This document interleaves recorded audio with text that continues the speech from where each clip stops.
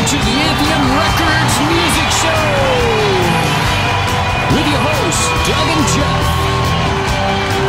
Live from Derby, Kansas, 15 watts of power. Right, Doug and Jeff Show. This is Doug all the way from Derby, Kansas. And this is Jeff from Los Angeles, California. Yet another installment of the Doug and Jeff Show. Doug, how you doing, man? Well, Jeff, I'm doing pretty good. You know, getting over the holidays. This guy has a hangover. You know, I went to 1,015 parties. Christmas parties? Yeah. Yeah, Christmas, you know, and that. Probably spent about 12 seconds at each party and then moved on to the next. That's what it seemed like, you know. Yeah.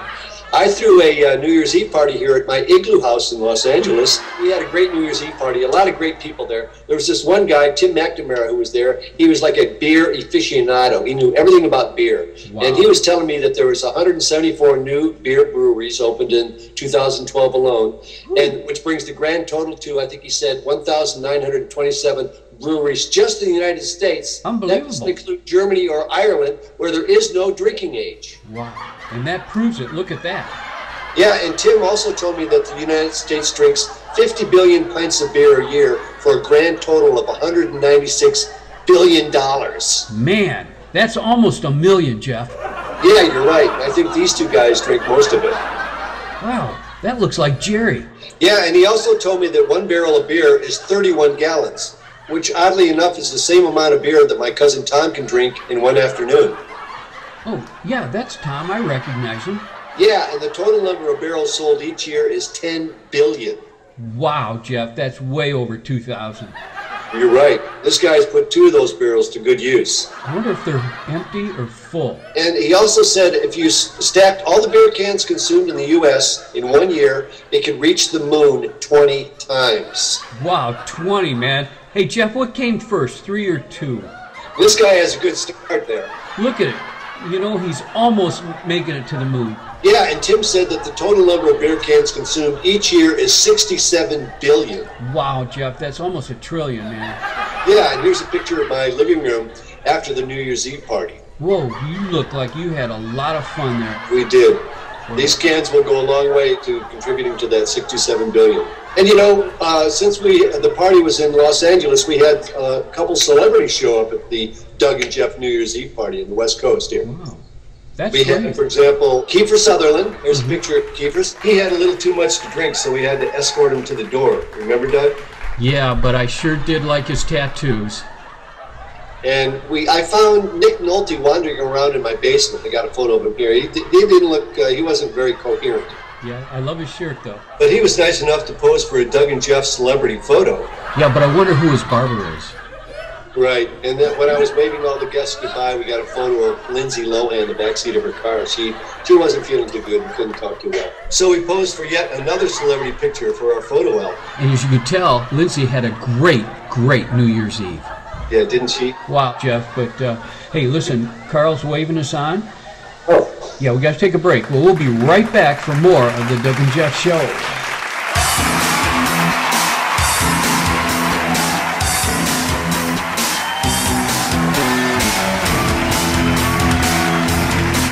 Hey everybody, welcome to the bunker once again, and Happy New Year. Say, do you hear that music in the background? That's right, Michael the Lover by the Mad Lads. Tonight in our studio, we're going to have the actual inspiration of Michael the Lover in the studio, and that would be Michael the Lover himself. So you don't want to miss that. It's going to be a fantastic show. It's going to be a fantastic season with the Doug and Jeff Show. So sit back, enjoy the show, and we can't wait to knock your socks off. So you kids keep on rocking, and we'll be right back. God, pump up that song. It sounds so great. I love that song. All right, kids, later.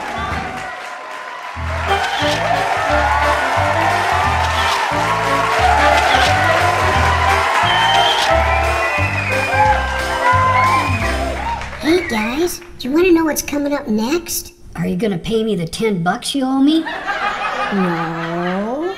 Are you going to put an M80 in your mouth and light it? No. It's time for the music video. Are we playing my song? How about my song? Now, I know we're all songwriters here, and we like to have our own songs viewed on the show. So I have to have a fair way to decide. So here it is. Doug, give me a number between 1 and 5. 8. Nope, that wasn't it. Now, Mike, you give me a number between 1 and 5. 3. Nope. Mike, that was real close, though. The number was 1. 12. So I guess I won, and we'll play one of my songs. This song's called Can She Leave It Alone? 21.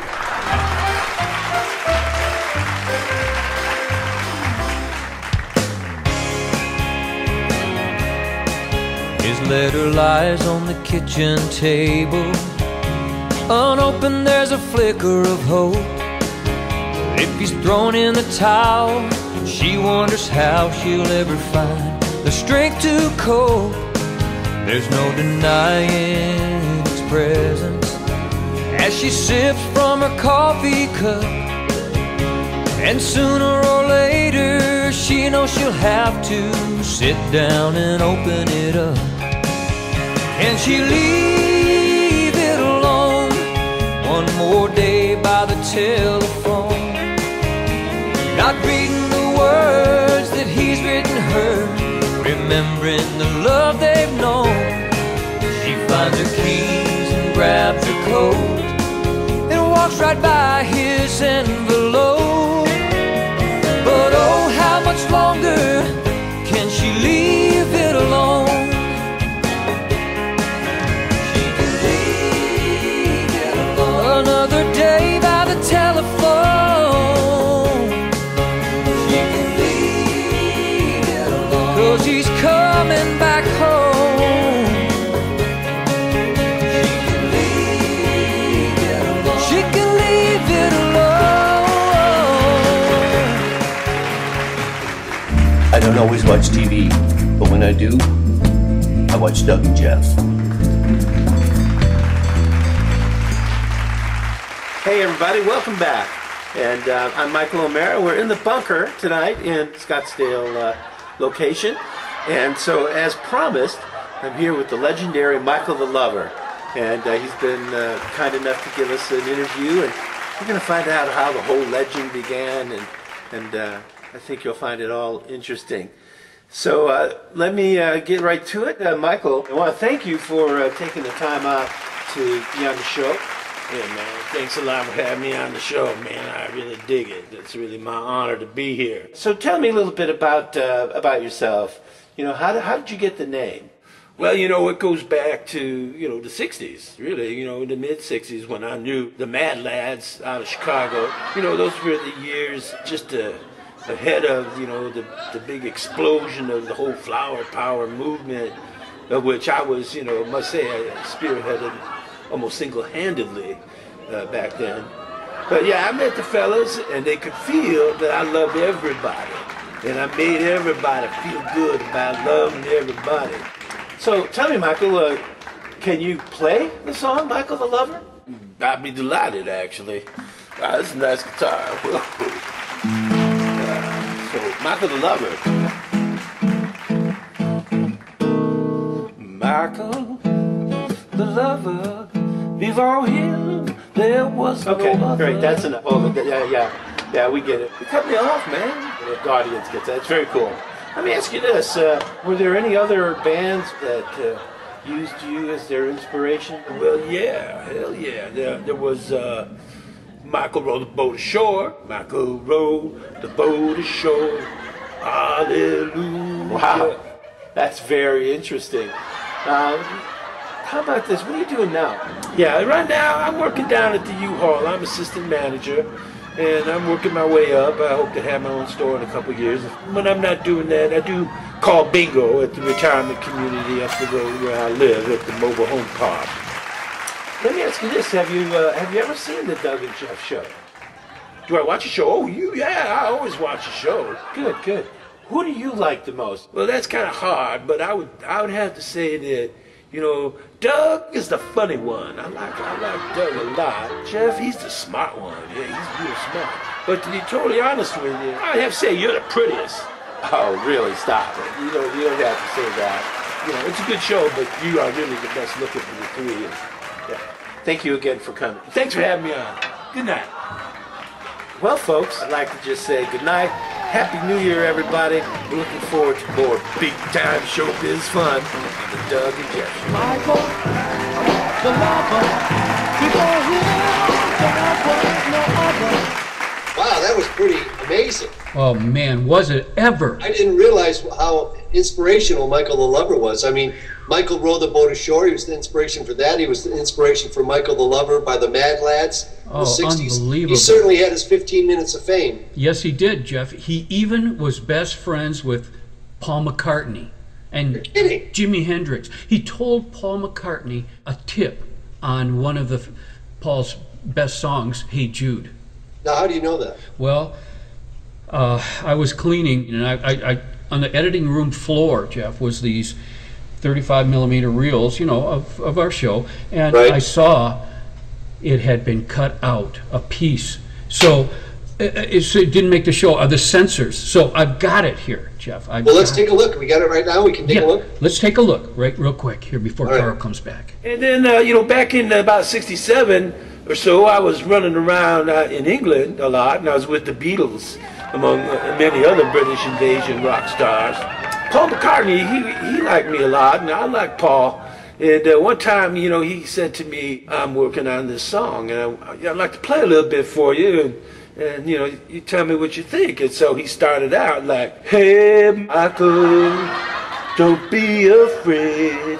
You know, and it went on with the song. But you know what? I think you should try a different name. Like, for instance, how about you do something like this?